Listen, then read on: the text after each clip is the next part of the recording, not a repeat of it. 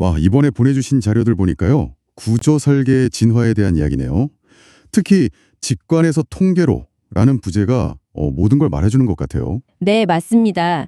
사실 우리가 매일 지나다니는 다리나 일하는 고층 빌딩 보면서 저게 얼마나 안전할까 막연히 생각은 하잖아요. 그쵸. 근데 엔지니어들이 그 안전을 어떻게 정의하고 증명하는지에 대해서는 생각해 본 적이 없는 것 같아요. 그 답을 찾는 여정 같아서 아주 흥미롭습니다. 정확히 보셨습니다. 오늘 이야기는 안전이라는 그 추상적인 믿음을 어떻게 숫자로 증명해 왔는가에 대한 일종의 탐구입니다. 아, 믿음을 숫자로요? 네, 과거에는 이 정도면 충분히 튼튼해. 이런 경험과 직관에 의존했다면요. 지금은 이 구조물은 1000년에 한 번 올까 말까한 하중에도 붕괴하지 않을 확률이 99.9% 이상이야. 이렇게 통계적으로 이야기하거든요. 와, 그 차이가 엄청나네요. 바로 그 패러다임의 극적인 변화 중심에 ASD와 LRFD라는 두 설계 철학이 있습니다. 직권의 영역에서 이제 확률의 영역으로 넘어온 거군요. 그렇죠. 마치 뭐랄까 점성술사가 별 보면서 운명 점치던 시대에서 천문학자가 데이터를 기반으로 행성 궤도를 예측하는 시대로 넘어온 것 같은 느낌인데요.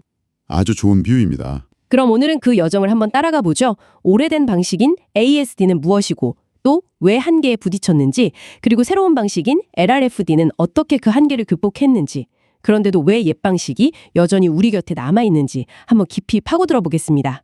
자, 그럼 먼저 고전적인 방식 ASD, 즉 허용 응력 설계법부터 시작해보죠. 네. 자료에 단순함의 미학이라는 표현이 등장하는데요. 공학에서 단순함은 보통 칭찬이지만 때로는 지나치게 단순화했다는 약간 비판일 수도 있잖아요. 그렇죠. ASD의 단순함은 어느 쪽이었나요? 이게 우화학의 핵심을 짚은 건가요? 아니면 중요한 디테일을 놓친 건가요? 아주 날카로운 질문이십니다. 결론부터 말하자면 둘 다였습니다. 둘 다요? 네. 초기에는 우아한 핵심이었고 시간이 지나면서 디테일을 놓친 방식이 된 거죠. ASD의 개념 자체는 정말 아름다울 정도로 직관적이에요. 강철 같은 재료가 최대로 버틸 수 있는 힘, 그러니까 항복 강도가 100이라고 한번 해보죠. 네, 100이요. ASD는 여기에 도달하기 한참 전에 가령 안전율 2라는 숫자를 적용해서 이 재료는 50까지만 힘을 받도록 설계해야 안전하다, 이렇게 선을 긋는 겁니다. 이 50이 바로 허용 응력이죠. 그 비유가 확 와닿네요. 최고 시속 200km로 달릴 수 있는 자동차가 있지만 어떤 돌발 상황이 생길지 모르니까 아예 공장에서부터 속도 제한을 100km로 걸어버리는 것 같군요. 정확합니다. 그냥 처음부터 아주 큰 안전 마진을 확보해두는 어떻게 보면 가장 확실한 방법이네요. 맞습니다. 아주 보수적이고 확실한 방법이죠. 그런데 방금 말씀하신 그 안전율 2라는 숫자가 사실은 일종의 블랙박스입니다. 블랙박스요? 그 표현이 재밌는데요. 그 안에는요. 걸물의 무게가 예상보다 무거울 가능성, 불어오는 바람이 생각보다 강할 가능성, 또 공장에서 만든 강철의 품질이 미세하게 다를 가능성, 이런 온갖 종류의 불확실성이 그냥 하나로 뭉뚱그려져 들어가 있는 겁니다. 잠깐만요. 그럼 그 안전율이라는 숫자는 대체 어떻게 정해졌던 건가요? 신의 계시처럼 내려온 숫자는 아닐 테고요. 하하, 물론이죠. 당대 엔지니어들도 이게 좀 두루뭉술한 방식이라고 생각하진 않았을까요? 물론입니다. 그 숫자들은 수십 년 혹은 수백 년에 걸친 경험의 산물입니다. 수많은 건물을 짓고 또 안타깝게는 무너지는 것을 보면서 이런 종류의 구조물에는 이 정도 안전율을 적용하니까 괜찮더라는 경험적 데이터가 축적된 거죠. 경험으로? 네. 일종의 거대한 시행착오를 통해 얻어진 전통적 지혜라고 할 수 있습니다. 초기에는 이게 최선이었고 실제로 수많은 안전한 구조물을 만드는 데 기여했고요. 하지만 공학이 발전하면서 그 블랙박스를 열어보고 싶어진 거죠. 대체 이 안에 뭐가 들었길래 하고요. 그 블랙박스를 열어보는 결정적인 계기가 된 질문이 바로 자료에 나오는 모든 1톤은 똑같이 위험한가? 이거 같네요. 맞습니다.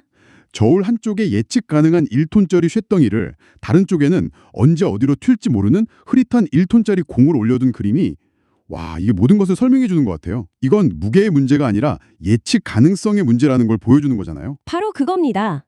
그게 ASD의 명쾌함 뒤에 숨겨진 치명적인 한계죠. 쇳덩이는 고정하중, 즉 건물의 뼈대처럼 거의 변하지 않는 예측 가능한 무게를 상징하고요. 네, 데드로드. 반면 그 흐릿한 공은 활하중, 라이브 로드입니다. 사무실의 사람들, 도서관의 책, 지붕에 쌓이는 눈처럼 언제 얼마나 실릴지 예측하기 어려운 하중이죠. 그렇죠. 상식적으로 생각해도 예측 불가능한 하중이 훨씬 더 위험하지 않겠습니까? 당연하죠. 그런데 ASD는 이 둘을 구분하지 않고 똑같은 안전율이라는 잣대로 평가해 버립니다. 예측 가능한 위험과 예측 불가능한 위험을 똑같이 취급한다는 건 마치 가랑비가 올 때나 태풍이 불 때나 똑같은 크기의 우산 하나로 버티려는 것처럼 들리는데요. 네. 이게 실제 건물의 안전에 구체적으로 어떤 문제를 일으키나요? 균일하지 않은 안전이라는 문제를 만듭니다. 균일하지 않은 안전이요? 네. 예를 들어보죠. 책이 가득 쌓인 거대한 서고는 무게의 대부분이 예측 가능한 고정 하중, 즉 책과 서과입니다. 네, 그렇죠. 반면 사람들이 모여 콘서트를 하는 공연장은 무게의 상당 부분이 예측 불가능한 활하중, 즉 관객이죠. 아하, ASD로 이 두 건물을 설계하면 실제로는 서고가 필요 이상으로 과하게 튼튼하게 지어져서 비경제적이 되고요. 공연장은 우리가 목표했던 안전 수준에 아슬아슬하게 미달할 수도 있게 됩니다. 즉 설계 기준은 같았는데 실제 안전도는 달라지는 모순이 생기는 거죠. 그렇군요. 결국 상황에 따라 안전도가 널뛰기를 한다는 거네요. 맞습니다. 자료의 그래프를 보니까 그게 명확하게 보이네요. 고정하중과 활하중의 비율에 따라 신뢰도 지수라는 게 계속 출렁이는데 이게 바로 그 균일하지 않은 안전을 보여주는 증거군요. 네, 정확합니다. 이런 문제를 해결하기 위해 공학자들이 더 정교한 도구를 찾기 시작했겠네요. 그게 바로 LRFD, 하중저항 계수 설계법인 거고요. 맞습니다. ASD라는 하나의 망치로 모든 못을 박으려던 시대를 지나서 LRFD라는 정밀 공구 세트를 갖추게 된 겁니다. 자료에 나오는 그 저울 그림 있잖아요. 하중 쪽에는 돋보기를, 저항 쪽에는 정을 대는 모습. 네, 봤어요. 그게 LRFD의 철학을 완벽하게 보여줍니다. 불확실성을 종류별로 분해해서 따로 관리하기 시작한 거죠. 돋보기와 정이라 그 비율을 좀 더 풀어주시겠어요? 먼저 하중 쪽, 즉 돋보기는 위험을 더 크게 확대해서 보겠다는 의미입니다. 예측 불가능성이 큰 활하중에는 1.6 같은 큰 하중 개수를 곱해서 실제보다 위험을 과장해서 평가해요. 아, 위험을 더 크게 보는군요. 네, 반면 예측이 거의 확실한 고정하중에는 1.2처럼 상대적으로 작은 개수를 곱하죠. 위험의 종류에 따라 다른 크기의 돋보기를 쓰는 셈입니다. 그리고 반대편 재료의 강도 쪽에서는 정으로 깎아내듯 강도 감소 개수라는 1보다 작은 값, 예를 들어 0.9 같은 숫자를 곱합니다. 그건 왜 그런 거죠? 이건 공장에서 만든 강철이 우리가 기대한 만큼 100% 성능을 내지 못할 수도 있으니 애초에 90% 정도의 힘만 갖고 있다고 보수적으로 평가하자는 의미입니다. 와, 정말 정교하네요. 그러니까 예상보다 하중이 더 클 최악의 경우를 대비해서 하중을 부풀리는 동시에 네, 그리고요. 예상보다 재료가 약할 최악의 경우를 대비해서 강도를 깎아내리는 거군요. 맞습니다. 양쪽에서 동시에 비관적인 시나리오를 가정하고 그 두 가지가 겹쳐도 안전하도록 설계하는 거네요. 정확합니다. 그래서 LRFD의 핵심 공식 시그마 0Q 슈드 파이 에리아는 LFD의 핵심 공식이 탄생합니다. 각각의 하중 Q의 위험 가중치 감마를 곱한 값들의 총합이 재료의 강도 R을 보수적으로 깎아낸 값 파이보다 작아야 한다는 거죠. 이 방식의 궁극적인 목표는 어떤 하중 조건이 닥치더라도 구조물이 일관되고 균일한 수준의 안전성을 갖도록 만드는 것입니다. 아까 ASD의 문제점이 안전도가 널뛰게 하는 곳이라고 하셨는데 LRFD는 그걸 해결했다는 거군요. 네, 그렇죠. 수업처럼 변하네요. 네. 좀 그렇게 보일 수 있죠? 이 부분이 바로 안전을 숫자로 증명하는 핵심인 것 같은데 어떻게 그게 가능한 건가요? 네, 여기가 바로 LLFD가 엔지니어링의 패러다임을 바꾼 지점입니다. 안전이라는 막연한 개념에 베타라는 구체적인 주소를 부여한 거죠. 자료의 그래프를 상상해 보세요. 왼쪽에는 구조물이 평생 겪을 수 있는 모든 하중의 분포를 나타내는 하중 곡선이 있고요. 네. 오른쪽에는 구조물이 가진 모든 강도의 분포를 나타내는 강도 곡선이 있습니다. 이 두 곡선은 평균값을 중심으로 종 모양으로 퍼져 있죠. 하중도 강도도 매번 똑같지 않고 약간의 편차가 있으니까 확률 분포 곡선으로 표현하는 거군요. 맞습니다. 대부분의 경우 하중 곡선은 강도 곡선보다 훨씬 왼쪽에 있어서 아무 문제가 없어요. 그런데 두 곡선의 꼬리가 아주 희박한 확률로 겹치는 부분이 생길 수 있습니다. 아, 겹치는 부분이요? 네. 즉, 재수없게 아주 강력한 하중이 닥쳤는데 하필 그 부재의 강도가 평균보다 약했을 경우죠. 이 겹치는 면적이 바로 파괴 확률입니다. 아하. 그리고 신뢰도 지수 베타는 이 두 곡선의 평균값이 얼마나 멀리 떨어져 있는지를 나타내는 척도입니다. 베타 값이 클수록 두 곡선은 멀어지고 겹치는 면적, 즉 파괴 확률은 기하급수적으로 줄어듭니다. 자료를 보니까 목표 베타 값이 3.0이면 파괴 확률이 약 740분의 1이라고 나오네요. 740분의 1이라는 숫자가 딱 와닿지는 않은데 이게 어느 정도 수준의 안전을 의미하는 건가요? 그리고 그 목표치는 누가 정하는 겁니까? 아주 중요한 질문입니다. 740분의 1이라는 건 동일한 조건의 부재 740개 중 1개가 설계 수명 내에 파괴될 수 있다는 확률적 의미입니다. 물론 이 숫자 하나만으로 모든 걸 판단할 순 없지만 중요한 건 이 목표 베타 값이 구조물의 중요도에 따라 달라진다는 겁니다. 아, 중요도에 따라서요? 네. 예를 들어 붕괴했을 때 인명피해가 적은 시골의 작은 창고는 베타 값을 2.5 정도로 낮게 설정할 수 있지만 수많은 사람이 이용하는 대형 병원이나 원자력 발전소 같은 핵심 시설은 4.0 이상으로 훨씬 높게 설정합니다. 아, 즉, 사회가 그 구조물에 요구하는 안전 수준과 붕괴 시의 파급 효과를 고려해서 합의된 위험 수준을 정하는 겁니다. 사회적 합의를 통해 감수할 수 있는 위험을 숫자로 정하고 그걸 공학적으로 달성하는 과정이군요. 정확합니다. 막연히 안전하게가 아니라 우리가 합의한 파괴 확률 0.135% 수준으로 안전하게라고 말할 수 있게 된 거네요. 네, 그렇죠. 다시 그 그래프를 보니 LFRD를 나타내는 선은 하중 조건이 변해도 베타의 꼴 3.0에서 거의 평평하게 유지되는데 이게 바로 균일한 안전성의 증거군요. 그렇습니다. 그것이 LFAD가 추구하는 최고의 가치입니다. 어떤 종류의 건물이든 어떤 하중 조건에 놓이든 우리가 목표로 한 사회적 합의 수준의 안전도를 일관되게 제공하는 것. 이게 ASD 시대에는 불가능했던 일이죠. 이야기를 듣고 보니 LFLD가 모든 면에서 훨씬 합리적이고 과학적이네요. 네, 그렇죠. 그럼 이제 ASD는 완전히 역사 속으로 사라졌어야 할 것 같은데 놀랍게도 자료 후반부를 보면 여전히 현장에서 사용되고 있다는 사실입니다. 맞습니다. LFSD라는 고속도로가 있는데 왜 굳이 꼬불꼬불한 국도인 ASD를 이용하는 차들이 있는 거죠? 한국의 설계 기준 KDS에서도 LFSD를 원칙으로 하면서 ASD를 허용한다고요? 이건 좀 의외인데요?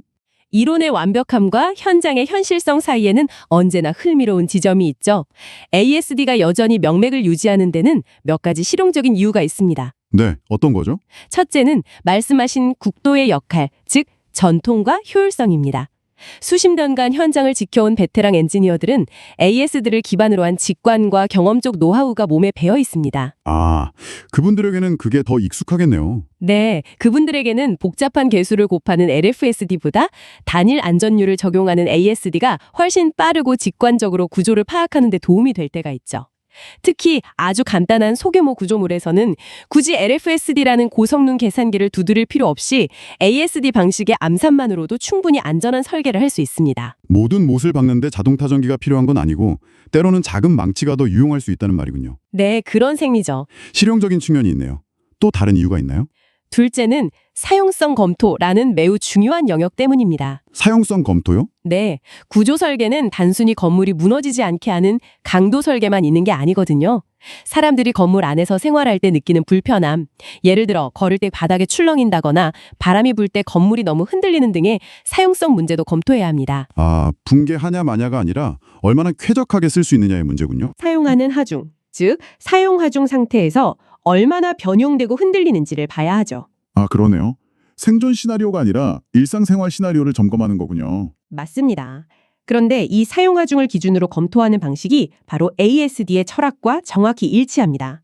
결국 LRFD는 붕괴를 막기 위한 극한 상황을 점검하는 데 특화되어 있고 ASD는 일상적인 사용의 편안함을 점검하는 데 여전히 유효한 툴인 셈이죠. 아하. 그래서 미국의 AISC 같은 세계적인 설계 기준도 이 두 방식을 모두 포함하는 통합 기준으로 발전했고 우리나라도 그 흐름을 따르는 겁니다. 고속도로와 국도가 각자의 역할이 있는 것처럼요. 자, 오늘 이야기 정말 흥미로웠습니다. 정리를 좀 해보죠. 모든 불확실성을 안전율이라는 하나의 큰 바구니에 담았던 직관적인 방식, ASD에서 시작해서요. 네, 하중과 강도의 불확실성을 각각 통계적으로 분석하고 다른 가중치를 부여하는 정밀한 방식, LRFD로의 진화를 살펴봤습니다. 그렇죠. LRFD는 어떤 조건에서든 사회가 합의한 균일한 안전성을 제공하는 진보된 철학이지만 ASD 역시 현장의 효율성과 사용성 검토라는 특정 목적에서 여전히 그 가치를 인정받고 있군요. 맞습니다. 마지막 슬라이드의 문구가 이 모든 것을 요약해줍니다. LRFD는 단순한 계산법의 변경이 아니라 통계적 근거를 바탕으로 우리가 허용할 수 있는 위험 수준을 정밀하게 관리하려는 엔지니어링의 성숙한 의지다. 와, 결국 그 복잡한 계수들 뒤에 숨은 왜를 이해하는 것, 즉, 우리가 어떤 종류의 불확실성을 어떻게 다루고 있는지를 아는 것이 더 안전하고 합리적인 세상을 만드는 핵심이라는 뜻이죠. 얼마나 안전한 것이 충분히 안전한 것인가라는 질문에 대해 우리 사회와 기술이 함께 답을 찾아가는 과정이라는 말씀으로 들립니다. 네. 오늘 이야기를 듣고 이제 주변의 다리나 고층 건물을 볼 때 조금은 다른 시선으로 보게 될 것 같네요. 예측 가능한 위험과 예측 불가능한 위험을 분리해서 각각에 맞는 다른 가중치를 부여해 관리한다는 이 개념 말입니다. 이게 비단 건축공학뿐만 아니라 금융시장의 리스크 관리나 공중보건 정책 수립 혹은 여러분이 새해 계획을 세우거나 중요한 진로를 결정할 때처럼 개인적인 의사결정 과정에서 이 원리를 어떻게 적용해 볼 수 있을까요? 예측 가능한 변수와 통제 불가능한 변수를 어떻게 나누고 각각의 어떤 안전 마진을 두고 계신가요? 한번 생각해 보실 만한 질문인 것 같습니다.